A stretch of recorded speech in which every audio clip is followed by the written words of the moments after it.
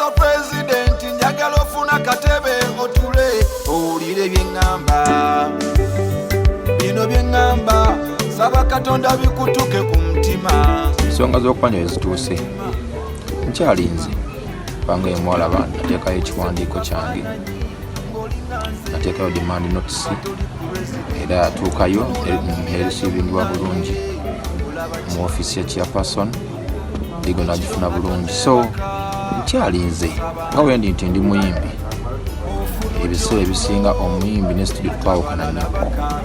Nze obubaka bwange nga kinyanguyira nnyo singa mba mbuyisiza mu luyimba, bwe mbuyisa mu luyimba kinyanguyira nnyo. So ekyo ng'omuyimbi tekyewuunyisa nnyo, so nga nadde nga nnina okukwata pen n'olupapula n'ennyingira studio n'ennyimba oluyimba lwa Mr. President yansobole okuba nga nnyongera okukaatiriza ezo ensonga zange.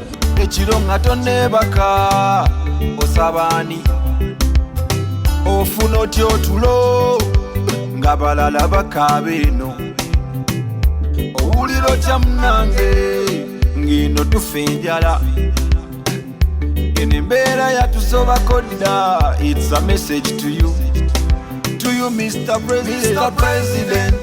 President, kusaba owulire nina kye ŋŋamba.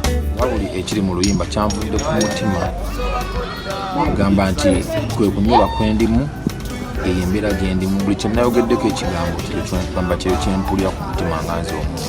President, kusaba owulire nina kye nteesa. Kuva lwe nakuterawo ekikono embeera yatabuka, ebisinga byafiirawo byonna bye nali mpanga ng'omusajja.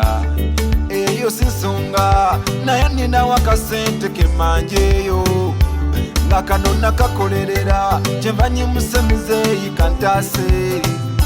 Mbadde siyina tabu naye mpulirawo omutima gunafuye muzeeyi. Amabaluwa nga wandise nga sendinze simanyi obwo gafuna. Yes, definitely. Era oli ku nsonga yange eno ekugamba ku nsonga y'okubanja, because njagala ensonga yange ewulirwe ate etegerekeke mukitegeera. Nsaba nsasulwe kuba nakola, nange njagala nsasule abamanja bantwala. President, kusaba owulire nina kye ŋŋamba.